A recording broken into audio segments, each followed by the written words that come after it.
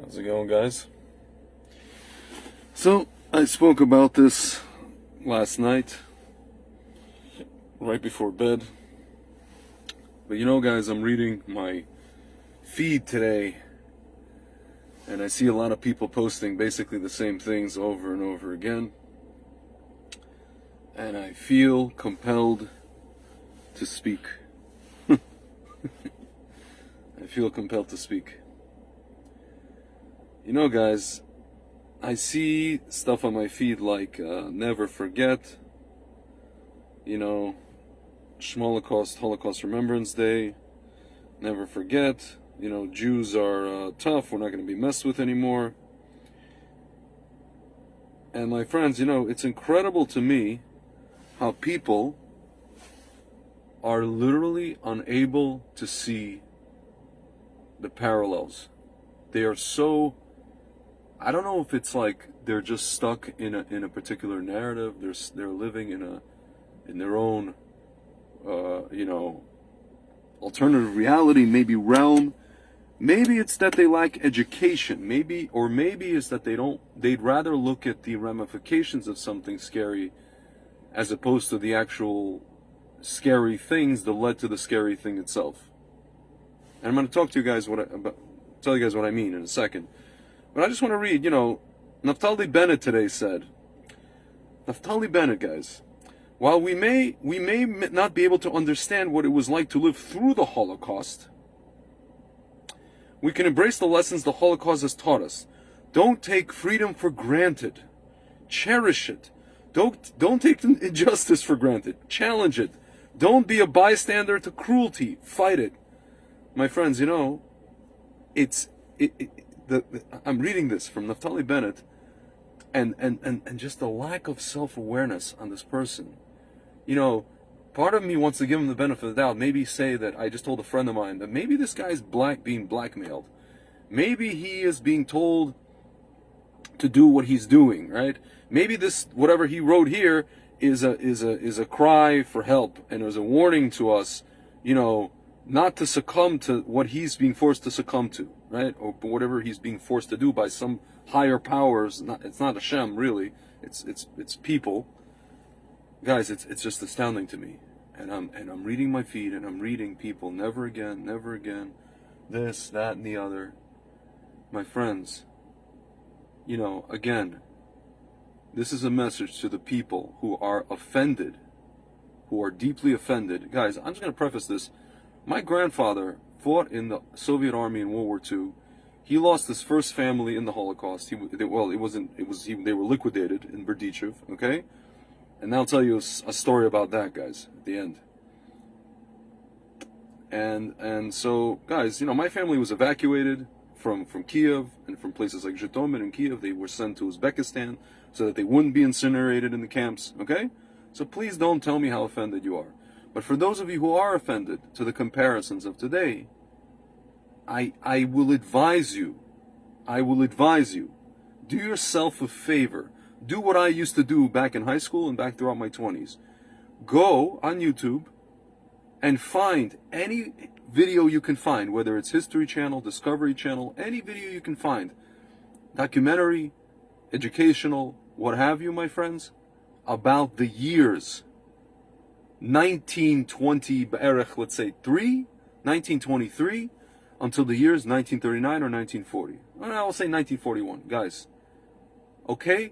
The key to the whole equation is not the camps. Yes, the camps were a horror show. The camps were the result, the culmination of a 20-year process. My friends, when we're talking about that the time that we're living is akin to the Holocaust, we're not talking about camps. We're talking about what led to the damn camps. And if you cannot see that, go back to sleep. And if you're offended, cry me a freaking river, boo-hoo. Because you're an idiot and you don't understand what's going on in front of your eyes if you just open them a little bit, not too much. My friends, again, I'm a Soviet Jew. My grandfather lost his entire first family before he met my grandmother, his first wife, and my great-grandfather in Berdichev. They were mowed down by the blitzkrieg, okay? pointed out by a Ukrainian policeman. That's why, you know, this war with Ukraine and Russia, I really don't care, guys. I give them both a bracha for success. I really don't care who wins, who loses over there. I hope they incinerate each other, frankly. How about that? How about them apples, okay? No offense to any, you know, Russian citizens or Ukrainian citizens, but I hope your armies incinerate each other. I really have no dog in that fight, okay? But if you don't understand the historical machinations that led to the camps, the camp is already, guys, too late. That's why we're screaming at the top of our lungs at you. That's why we're risking offending you, because we don't want it to get to that point. We already see where this is going, with the coercions and the mandates and the lying and the propaganda and the splitting, dividing people and turning people into subhuman, not giving them, taking them off of transplant lists because they're not schmaccinated, even though they have probably natural immunity at this point, if they had the stuff before, you know? My friends, this is where this is going, and we don't want to even get to that point. Do you understand with your thick brick skull? Do you understand? For those of you who are still screaming offensive, offended, I don't really care, guys. Yes, never again. Dafka, never again. Never again.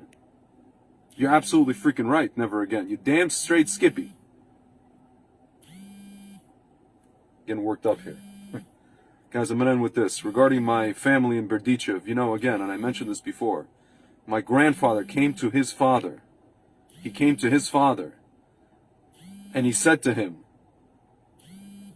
goodness gracious, and he said to him, we got to get out of here. You got to get out of here. And my great-grandfather said, why?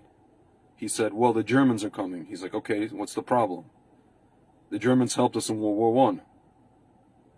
My main enemy is Stalin. COVID. Hitler. Pfizer's going to save me. My friends, well, we saw how Pfizer saved him. We saw how Hitler saved him. He thought that was a solution. My friends, it's two sides of the same coin. The solution cannot be as... The solution that you think is a solution should not be as bad as the problem, if not worse. Yeah, actually, Schmalin killed 20 million, of his own people. Not just he was going to send the Jews away. Baruch Hashem, he croaked before he had the opportunity to do that in the 50s. And my parents were born right after that. They're the post-Stalin croaking generation, my parents. Baruch Hashem for that. I celebrate that on Purim every single year. Don't get me wrong. But my friends, don't live in illusions. Yes, never again is never again. But before the camps, my friends, there were speeches that everybody ignored. There were books that everybody ignored. Okay? There was Mein Kampf that everybody ignored. There was a guy who spoke. He gave his own version of TED Talks. You know, the beer hall putsch and all his little speeches.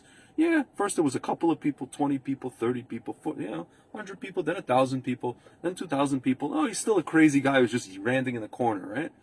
Then he got some modicum level of power in the I guess the Reich, whatever it was, Reichstag. And then he just got absolute power, my friends. Absolute power. My friends, there's a couple of guys who are up to no good trying to make trouble in the neighborhood. Okay?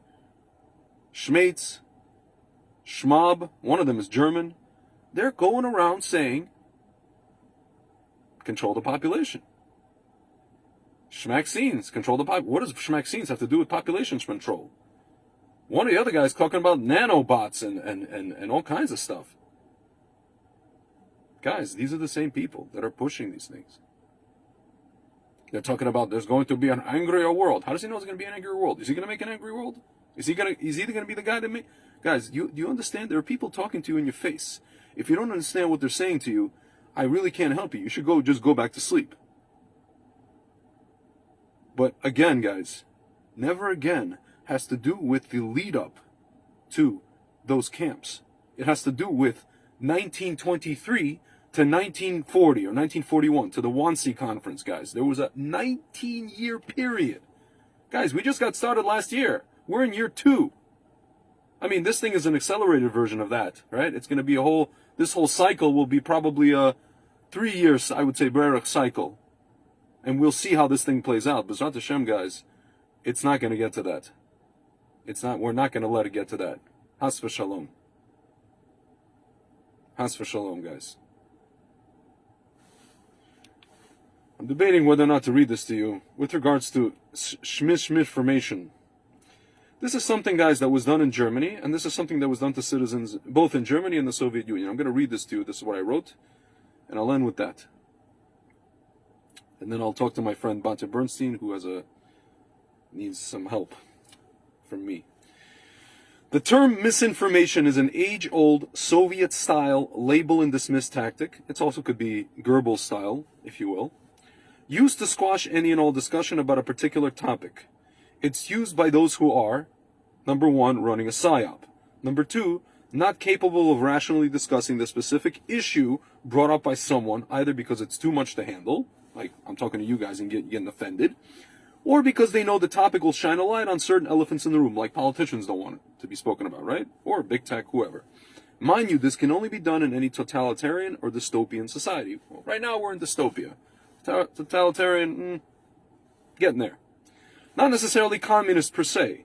If anything, a capitalistic society may be even more susceptible, given that certain private and public entities can collude via dominating the airways. My friends, in Germany, it was all kinds of companies that were helping out these guys. They weren't doing this by themselves, right? Companies in America, even, right? They can deem what's a reputable source, and so any source that doesn't fall into that category or pass through the filter or the church, or my friend likes to call it the priesthood, is automatically source of misinformation. Anything that doesn't pass through official studies or news sources, if it's not on the news, it didn't happen. It's not reality, right? If the mainstream news didn't report it, it's unfounded claims. Get out of here with your unfounded claims. In the Soviet model, the newspapers Pravda and Izvestia were reputable sources of information, and Samizdat, self-published dissident newspapers, were deemed misinformation. This psyop results in the emergence of alternate parallel realities, right? Ever get the feeling you guys are talking to somebody and they're living in an alternate reality? Like, how do they even not understand what's going on? In one reality, whatever comes out of mainstream media, big tech, and official sources is deemed as an irrefutable fact. In another reality, there are uncomfortable truths, red flags, and elephants in the room which are clearly observed by our common sense, intuition, and lying eyes. Like, we don't need studies to confirm what the hell is in front of our face, right? We don't need it. We don't need somebody else, a scientist, to come along and say, yes, these 300 soccer players plots because of that. Guys, I don't need to. I can figure it out on my own. Thank you very much. I'm not stupid. But are deemed to be lies by those who claim to be infallible arbiters of facts. My friends, this happened in the 15 years leading up to what we're commemorating today. And this happened in the place where I was born, guys. And this happens in every single dystopian, totalitarian country, place. Right now it's just dystopian. Before it becomes totalitarian, it starts off being dystopian. That's it, guys. That's it. And if you guys read Hannah Arendt's book, Origins of Totalitarianism, she clearly tells you that the people who are doing these things, the things that they say, the speeches that they make, their machinations come in the form of prophecy. They're going to tell you what's going to happen, right? Not what they're going to do. They're going to tell you what's going to happen, and then they're going to be the ones that are going to push for it and carry it out, and then they're going to say afterwards, "You see, I told you that was going to happen." Guys, I mean, because they were talking about it, and there comes in the form of, they say they made a prophecy on it, so everybody has to believe them. Isn't Schmaitz so smart? He was talking about this in a TED Talk. You know why he's not talking about this in a TED Talk? Because that's what he was doing. He was funding the whole thing, guys. Just like the Schmab is. And his friends, and whoever's helping him, the elite. Guys, when people talk, you gotta listen. And when things are happening around you, you gotta open your eyes. And, if you wanna, and this is something that I learned, if you wanna tell the truth to somebody, you're gonna offend them. You can't be afraid to offend them. You gotta offend everybody. This is offensive. You know what? So what? Too bad. Go cry into your corner. Yeah, it's offensive. The truth's offensive. 99% of the time, the truth is offensive. It's highly offensive. But it doesn't make it not the truth, guys. Anyway, that's the end of that. It's getting too worked up. All right, guys, I'll talk to you soon.